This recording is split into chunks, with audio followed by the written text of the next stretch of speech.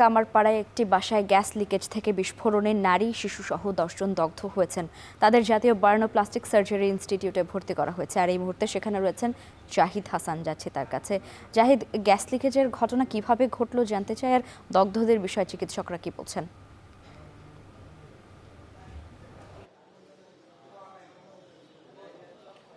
লাইবা, তুরাগের কামারপাড়ায় যে বড় ধরনের একটি দুর্ঘটনা ঘটেছে, সেখানে ১০ জন আহত হয়েছে। এর মধ্যে একজন নারী রয়েছেন, তিনি ৭ মাসের অন্তঃসত্ত্বা।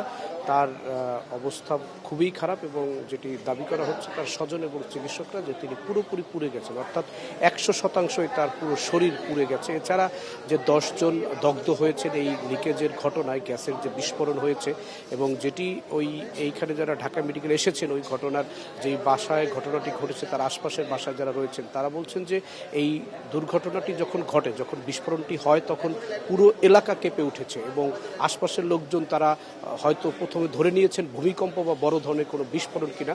পরবর্তী তারা জানতে পেরেছেন যে একটি বাসার মধ্যে এখানে গ্যাসের বিস্ফোরণ হয়েছে এবং ওই বাসার ভেতরে যারা ছিলেন ১০ জনের মতো সবাই দগ্ধ হয়েছেন। এর মধ্যে ৭ জনের অবস্থা খুবই গুরুতর এবং আশঙ্কাজনক রয়েছে। তাদেরকে চিকিৎসা দেওয়া হচ্ছে জাতীয় বার্ন ইনস্টিটিউট প্লাস্টিক সার্জারি ইনস্টিটিউটে।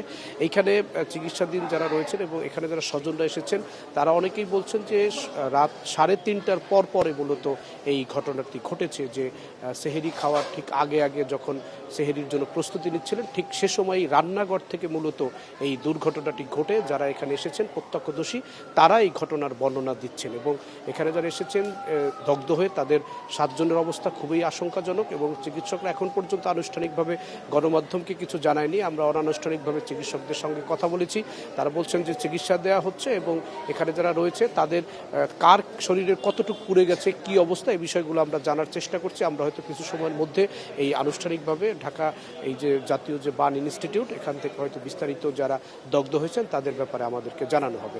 লাইবা, জাতীয় বার্নো প্লাস্টিক সার্জারি ইনস্টিটিউট থেকে যুক্ত ছিলেন জাহিদ হাসান।